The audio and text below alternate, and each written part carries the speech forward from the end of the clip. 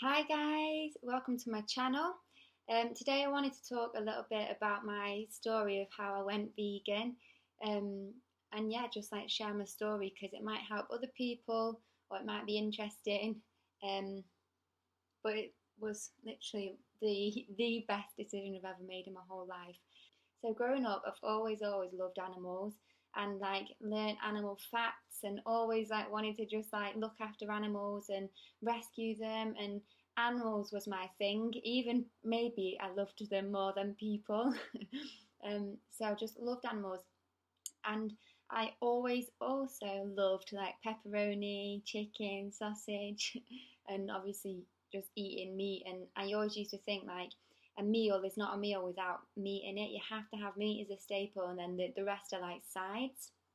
And so always was like that. Loved eggs, loved cheese and stuff. Um, and what happened was when I was probably about 18, I went on this course. It was like a Tony Robbins course. And Anthony Robbins is like an inspirational speaker. He tells you how to get your shit together and how to like basically become successful and how to be productive and basically just like sort your life out, which was awesome, and overcome fears and stuff. And he also talked about eating healthier because your diet actually has such a big impact on the rest of your life. And I've always been a massive junk food eater, always loved chicken nuggets. All I ever ate was crap food, and so like for me to change my diet was a big thing because I was dead fussy anyway. And I saw like this video of little chicks on this course. He showed this video of little chicks and how they get their beaks when they're first born. The chicks get their beaks seared off at the end with a hot plate, and you see that their faces get pushed into this machine, and the eyes wince like this, like act like it's really painful as the end of the beak gets burnt and squashed, burnt so that it's flat, so that when they're growing, they can't peck at each other and pull each other's feathers out and stuff when they're living in the crap conditions. And he was showing us like the cruelty to eating animals basically. Um, but that didn't make me go vegan or even veggie. It made me want to go veggie, but to be honest, I just liked my meat too much. So I ended up just walking out after I saw that video. I didn't want to watch anymore. I walked out and that was it. Probably had a pepperoni pizza that night and stuff and just tried to forget about it.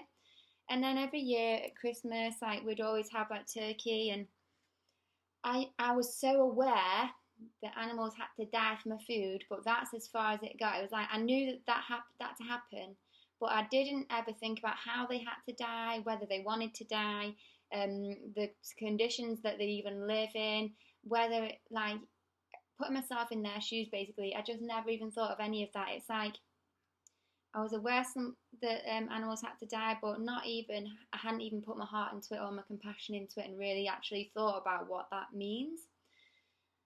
So fast forward till I was probably about 22, and I was at uni eating loads of crap, and my sister and my mum had actually gone vegetarian after going to that Tony Robbins thing. They were a bit older than me, but I was always a fussy eater anyway. I hadn't gone veggie, always needed meat.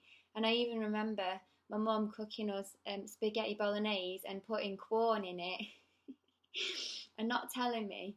And she was like, we had this spaghetti bolognese, and she was like, was it nice? I was like, yeah, it was dead nice, so good. Like, what, you put a secret ingredient in it or whatever. And she was like, ha ha, it's got corn in. And I was like, dead mad. Corn, like, I can't believe you'd do that to me. How disgusting. I can't believe you put fake meat in it for me and stuff. And she doesn't let me live that down even today. Now I'm like fully vegan, probably even more vegan than them. And she just like always reminds me about that time where she tricked me and I was so mad.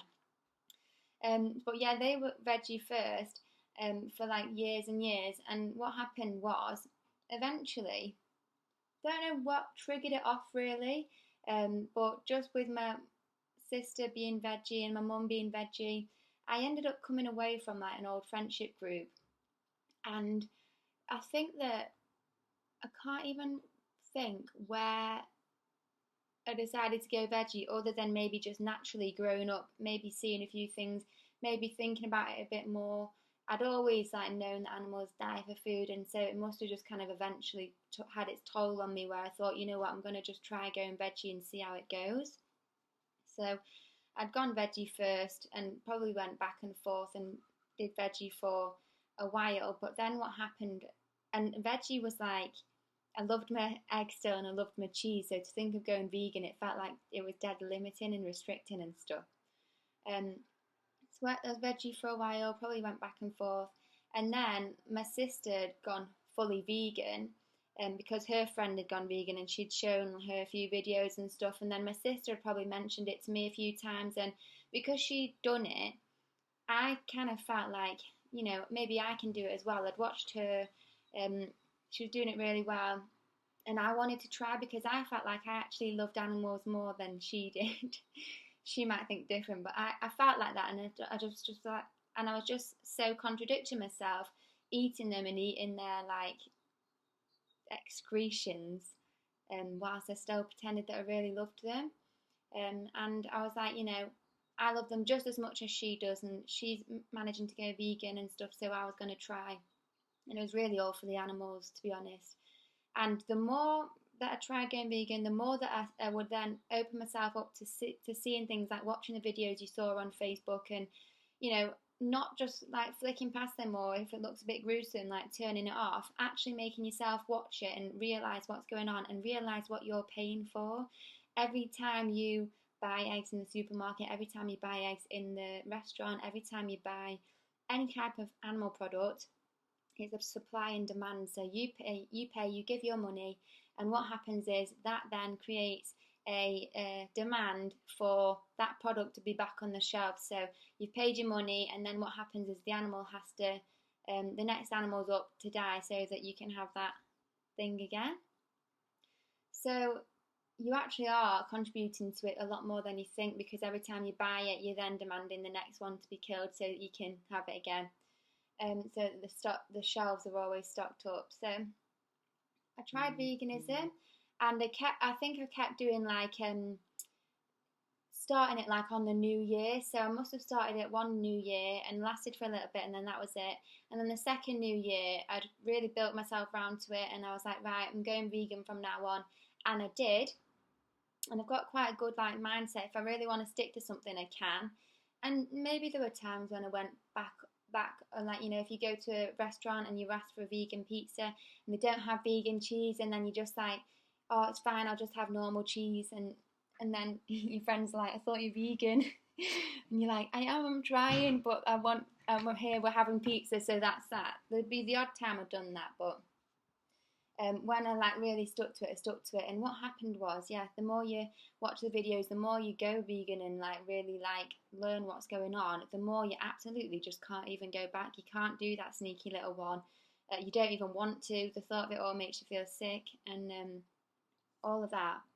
So what was the most amazing thing is I had no vegan friends, but luckily my mum and my sister were veggie. My sister was vegan. And what I wanted to do is, after seeing all the crap that went on in the animal agriculture industry, I just really, really wanted to make more of a difference. And so I started going to animal rights activism in Manchester, and going and talking to people about veganism, and letting them try really nice food. I'd cook little brownies and stuff and show people that you can actually eat vegan food that tastes really good and you're not missing out.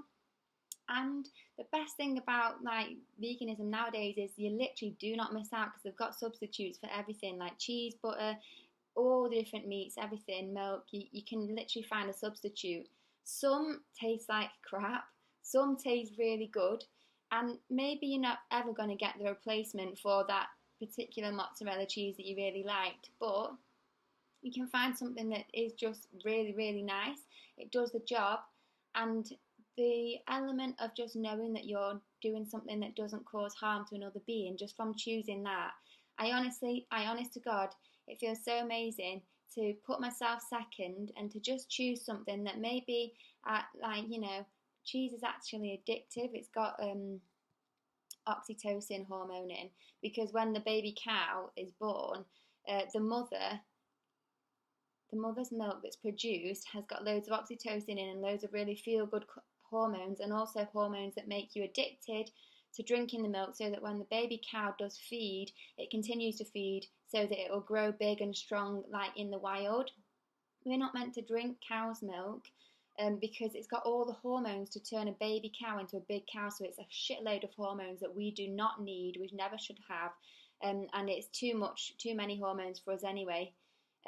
But there's also the addictive substance in the oxytocin that makes you feel love, because it's meant to make the baby cow love its mother and keep going back to feed so that it can grow up. Never ever were we meant to interrupt with that process, stop the baby cow from feeding on its natural food, and us to take that drink ourselves. So yeah, you might not get the same kick from your vegan cheese because it's not got the physical addictive hormones in that make you feel like you're in love. You might not get that, but to know that you've chosen something that causes no harm to anyone, and that you will put your taste buds, your taste preferences second in order to make sure that you don't harm anyone or anything. It's such a beautiful feeling, honestly. Like it feels like you're just on the right side of life and on the right side of morals and stuff, because no one would hurt an animal and choose to. If you saw what was going on and it wasn't behind closed doors, there's absolutely no way on this earth anyone wouldn't try and stop it.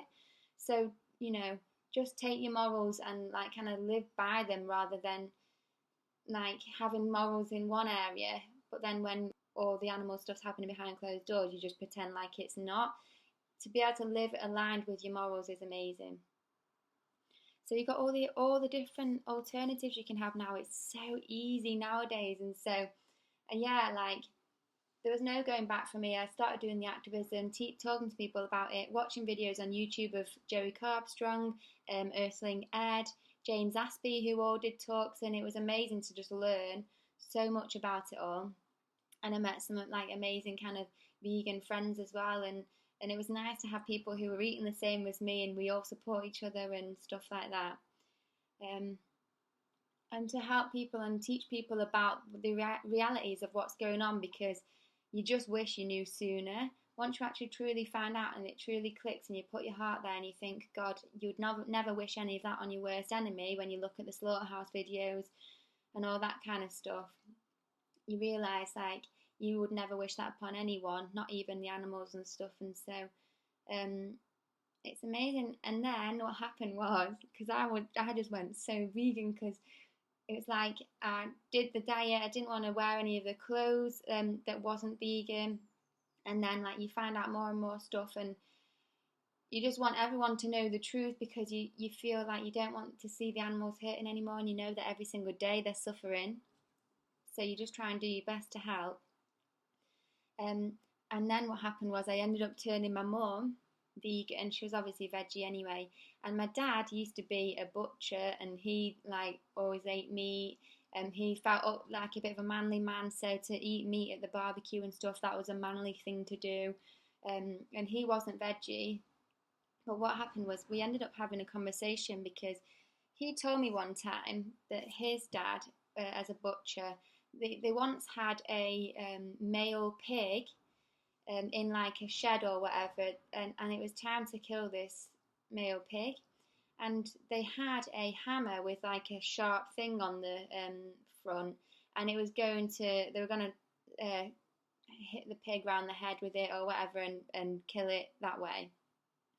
And my dad was telling me that this pig had almost killed them, or I can't remember if my dad was there, if he was just telling the story, but he'd said that the story is the pig had almost killed the guys, running around while the guys were trying to hit him on the head, and that this pig was like wild, and it was dangerous, and that's what our animals are. They don't have feelings, they're wild and dangerous, and they try and kill you.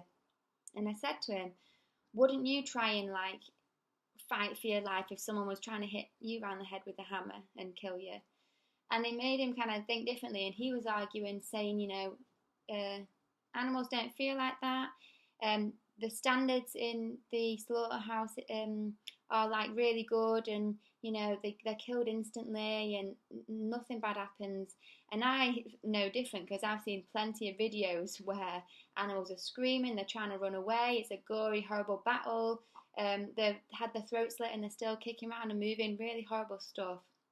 I know that the standards are not there basically, and that a lot of things go wrong, and it's horrible basically. We was having an argument about it. He said he didn't believe me. I said I've seen videos, and so I asked him. I said to him, I've got a documentary for you to watch then, and it was called Land of Hope and Glory, and it was about slaughterhouses in the UK and also farms in the UK, and how the animals are brought up and reared and how they're killed, and it's basically the life cycle from A to Z of each of the different animals that we eat. And the main thing was about it being in the UK, because he believes that it's only in other countries that there are the horrible standards, but the UK is okay. So I just wanted him to watch this, and I said, please just watch this, and then we can have a talk about it, because, you know, I've seen the footage, you haven't, and so until you've seen the footage, you're not going to know. And I didn't think he would watch it. So I sent my dad this documentary, and I didn't think they would watch it at all. And then he ended up sending me back a Facebook message with like loads and loads of like sad and angry faces and like love hearts or whatever. And I was thinking, I don't know if he's like watched a little bit or if he's like mad at me for sending it or what, I don't know. And he came to speak to me after in the kitchen, and he must have like watched the whole thing, and he said like he literally just had no idea whatsoever that it was like this, and that he's never going to eat meat ever again. And this was from being a meat eater fully to going like vegan. He was like, he's never eaten animal products again, and he actually cried because he was just so upset that he'd never known that that was what it was like. I think he was crying out of frustration and anger, and obviously because he worked as a butcher and stuff, and so it was just like so like wow, he just had no idea that that's what it was like and stuff, which was the most amazing thing. And so the next day, me, my sister, and my dad all went to a pig vigil in Manchester. And what a pig vigil is basically there's like a slaughterhouse in Manchester, and you go and you stand outside the slaughterhouse and you see the pigs coming in the trucks, and the trucks just wait a few minutes before they go in, and they allow you to kind of stroke the pigs' faces, to film the pigs, to show people that they're living beings that are about to go in and get killed. And they honestly just look like dogs. You look in their eyes and they're just, you can see the soul, you can see the living being inside that pig. You can see, you know how like we live our lives from here outwards, and we're inside this body, and we see and we feel in it, we experience, we have emotions, and this is us just living our life like this. It's exactly the same for them. They're just a little being. You can see in their eyes that they are a conscious, aware, sentient being that's looking out, wondering what's going on, has fear, has emotions, has thoughts, wants to live, like, you know, just like any other being. You could see yourself in them, and you can like film them, stroke them, give them a bit of water and stuff, and basically show them that someone has cared about them. So the pigs come in, a lot of them are like dirty, they've got cuts all over them, they've all had their tails chopped off and stuff. And you can just see the sadness in their eyes and stuff, and you basically were there to just show them that someone cares about them and give them a little bit of love and let them experience a little bit of love before they die. And you can hear them while you stood outside. The way that pigs are killed in the UK is they're lowered into gas chambers.